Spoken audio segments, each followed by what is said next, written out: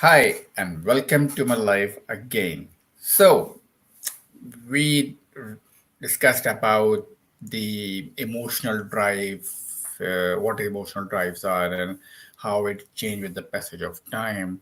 Today, we're going to learn about the eight emotional drives which revolves around us throughout our life. Maybe at different levels, maybe at different rankings, but they are there, and that we're going to discuss today. So let's talk about the first one, which is the emotional drive for love and belonging. Yes, everybody wants to get connected. Everybody wants to share some space. They have emotions. They want to be among people.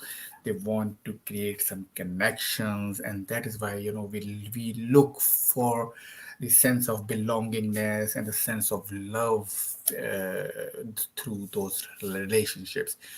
Maybe it is your immediate family. It could be your friend circle. It could be someone else as well, maybe at your work. You never know. For example, there are some positive ways and negative ways of getting this love and belonging. And what are the impacts of it? I will let you know. Let's say the positive way, suppose you say, hey, hello, how are you? And you're giving smiles and you're giving positive vibes actually. And you, because of your high love and belonging emotional drive, and that actually I used to work in a manufacturing plant, and that my way is always I was smiling, hi, how are you? And I will always give positive vibes to people. And that is why whenever there's a problem, I mean, they have any issue, their problem, they used to come to me because maybe their emotional drive for security and control is appropriate so that they can come to me and discuss everything with me before getting into more trouble. So this is a positive way which I really experienced it. And similarly, there are negative ways as well. Like people are whining and my life is like this, and nothing is happening, and no one is supporting me, and what not. And I tell you one example. One of my subordinate, he was like this. He at times he messed up things, and he said, "Oh, boss, I did this, but why do he did not understood, or maybe something went wrong. The system is not right." And at times said, "Okay, I'll support you." And at times I used to support him as well. And that is the way he is getting this emotional drive for love and belonging, but that is negative. And at times, if you prolong these things, if you make a habit, it will ultimately uh, will not going to benefit you because it has negative impacts. Yes, negative impacts. And that's what I told him, that you need to look for your performance. You need to be careful because you, do not make it a habit. Otherwise, it will hurt you back. So this is these are these two positive and negative things of love and belonging. Now let's move on to the next one, which is emotional drive for security and control. Yes, and it is a double-edged sword of emotional drive actually, and it has an impact on some other emotional drive. Some is high, some is low. What if this is high? What is the impact on the other emotional drive? And this all we're gonna study now. So, emotional drive for security and control means you want to be safe. You want to stay safe. You want to prevent yourself from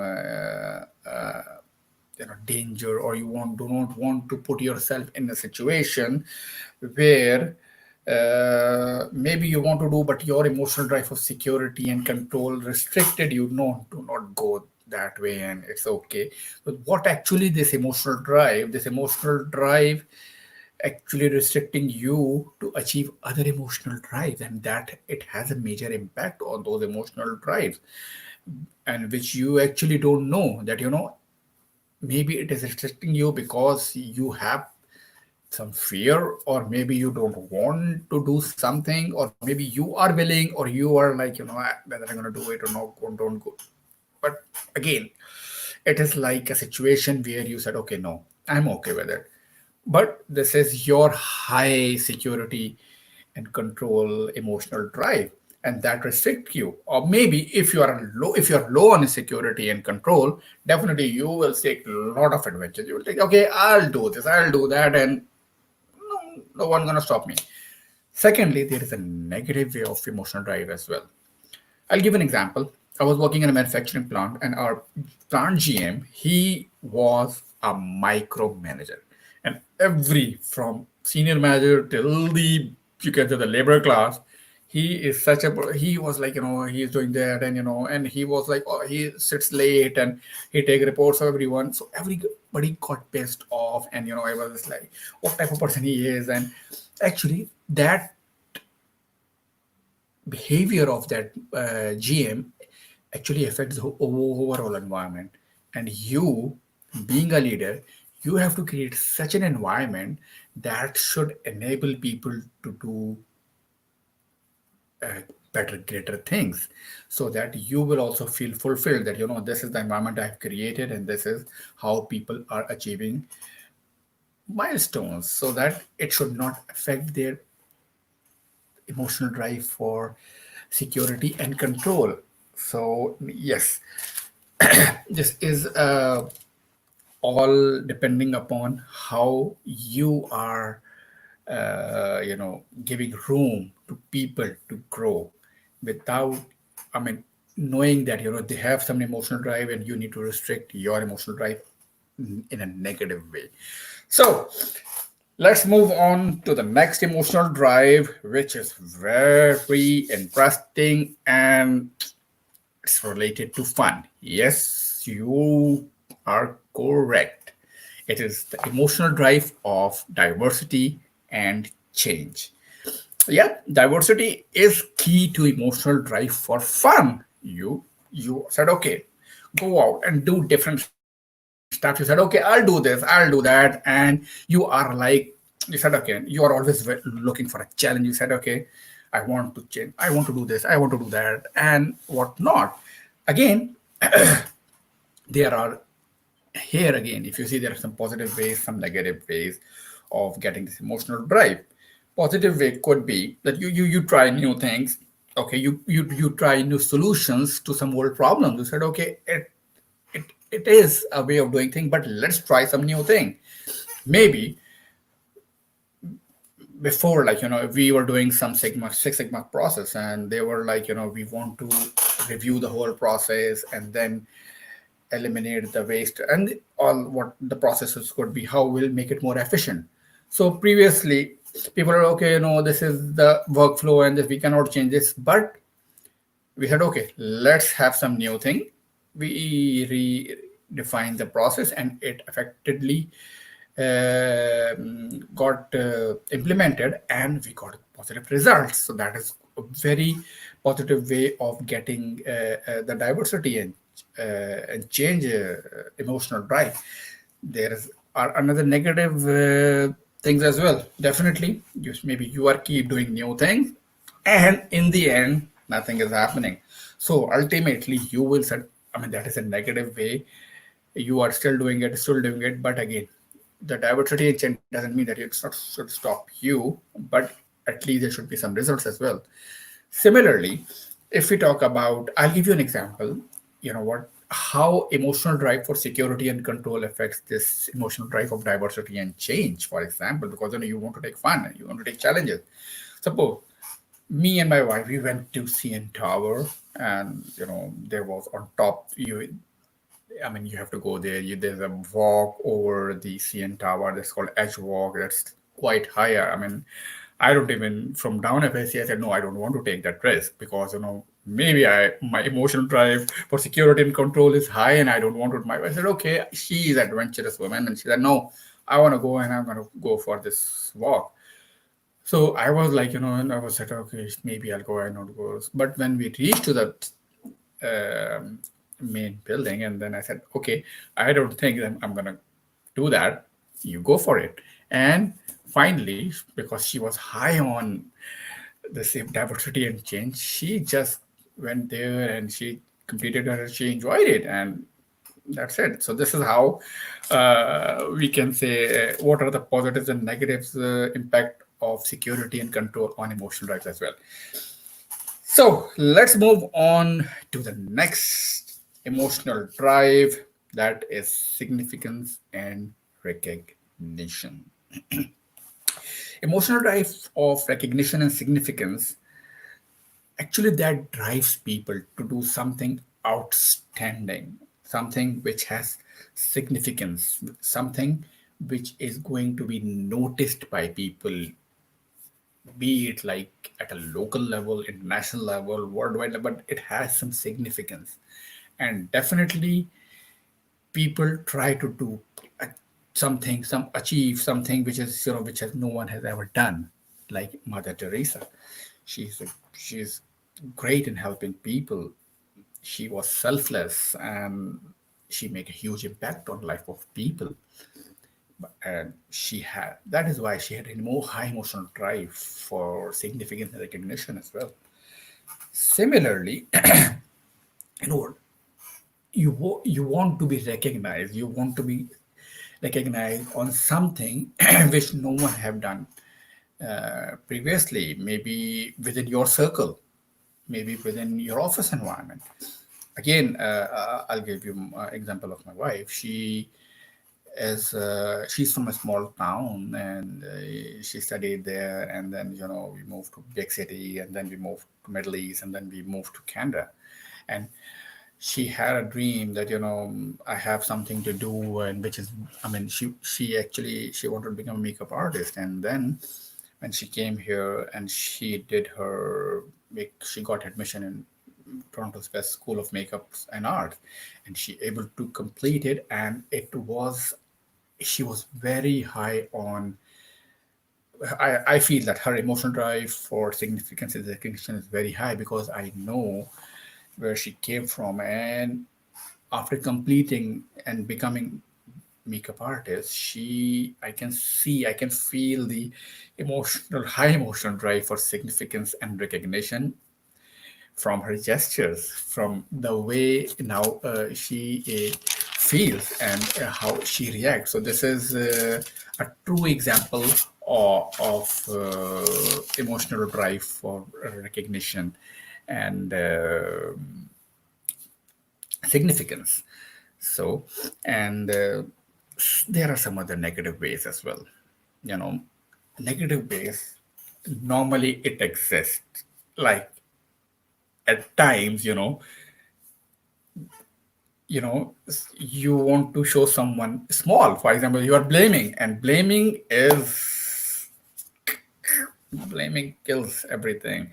When you start blaming someone, someone in an office, he start doing something, boss, he's like that, and he do this, and he's doing something wrong. And a boss is also a micromanager. He start thinking, okay, really, it's like that. And you are actually try to let him down, or maybe you try to show him a little valuable in front of other people. So that is also a negative way of, because significance is getting low. So this is again a negative way of doing this thing. So it has a negative impact. So let's move on to the next and a very important emotional drive of our lives normally, which is emotional drive for achievement. Yes, achievement. And achievement is everywhere. We need to achieve this course. We need to finish this course. This will become our achievement actually.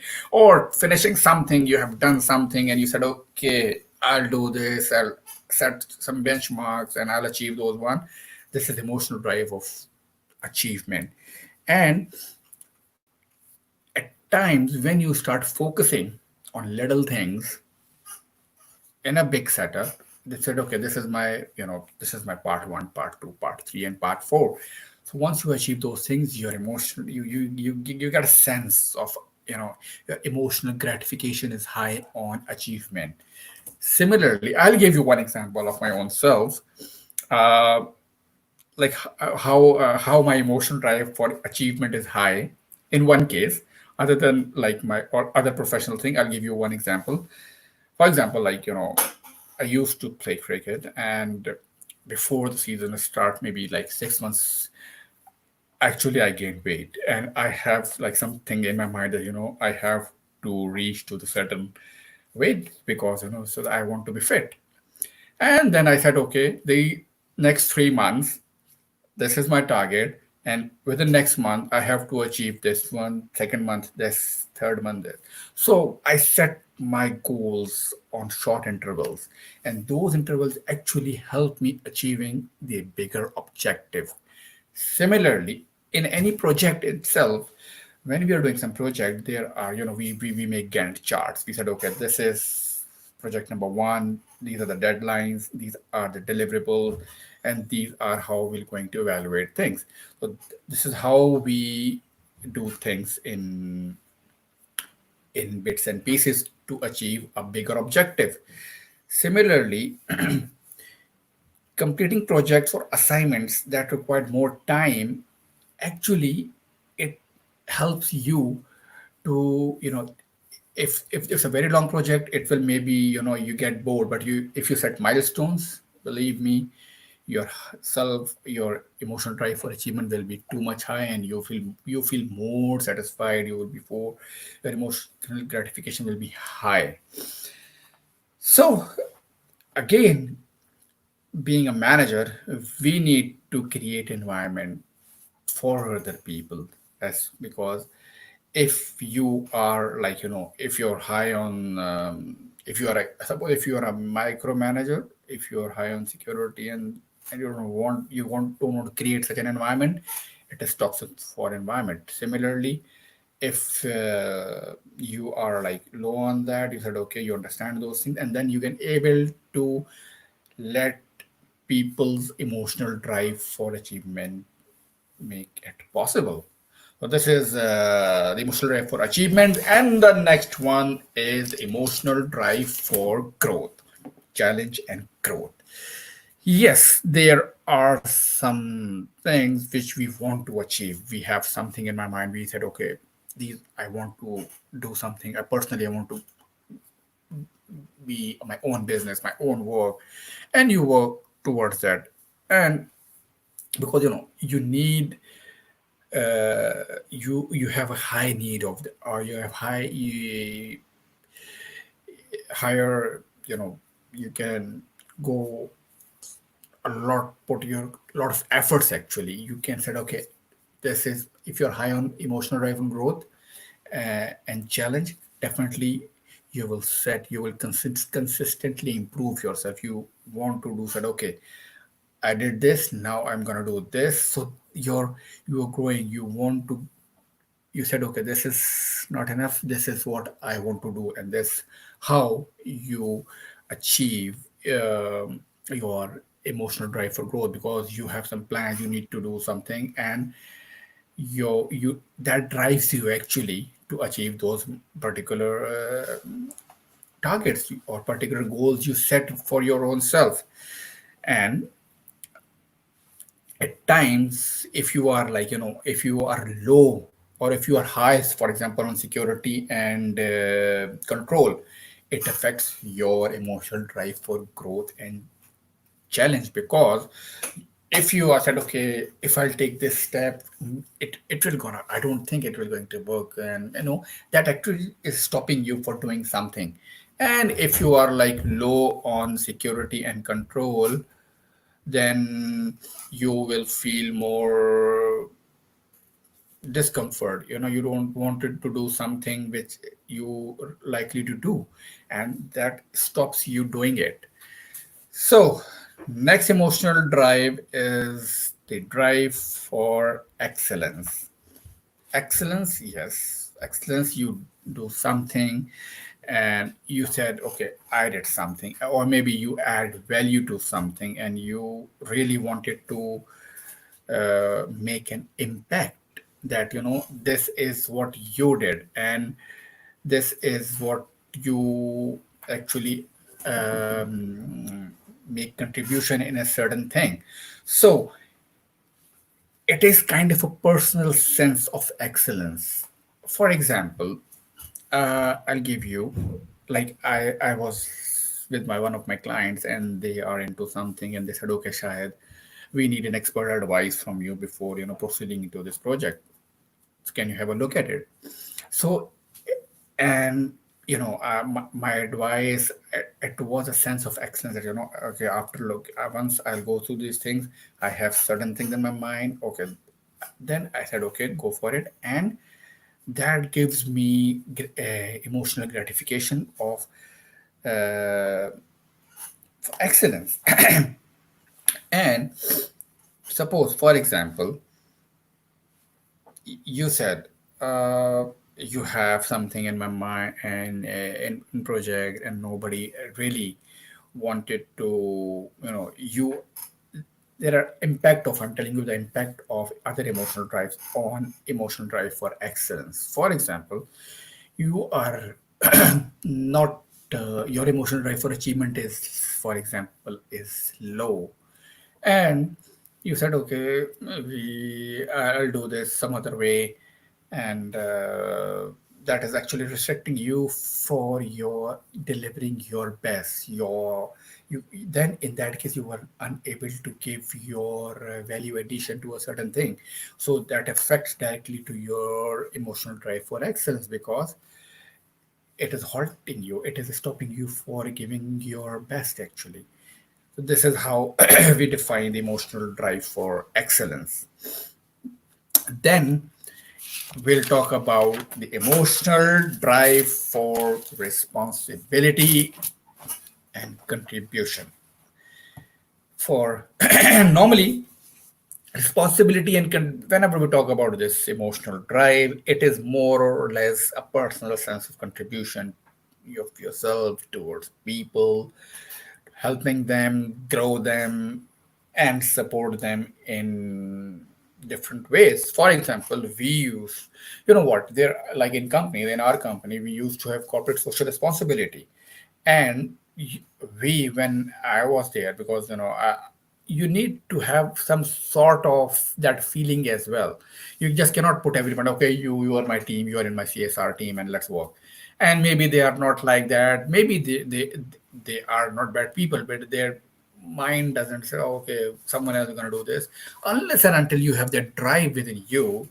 You will really not going to own those things, and really you cannot feel the pain of other people. And once you start feeling that pain, definitely then when you are doing, believe me, we started off, we went to a village, and we saw two rooms and it were like in bad shape. We decided, we talked to the local people and said, okay, we're going to make a short small school for kindergarten. So said, okay, we started working on that. We, the renovation was done, we bought books, everything, we hired teachers, and then it start, once it was done, then kids were coming in. Believe me, the day when we saw the kids smiling and all that, it pays off. And that feeling was like amazing. And that is the emotional drive for contribution and responsibility. So this is how different emotional drives revolves around us, and as we told earlier, these emotional drives changes with the passage of time. And generally, we said it's a 7 year rule that at 7 years you are quite small. Then 14 you have different emotional drive. Then at 21 you have some different emotional drive, and then 28 you get married, you have emotional drive, you're working, you have different emotional drives. And you know what, the good part is, or you can say, it is the one characteristic of emotional drive, that it changes, the ranking changes with the passage of time, but again it will remain there. You just need to identify your emotional drive, try to understand other people emotional drive, so that you can have a congenial environment, an environment where people should understand each other emotional drives as well, so that you can give them room to grow, to develop, to perform in a much, much better way. Thank you so much, and tune in for my next very interesting topic. So, see you then. Take care and bye bye.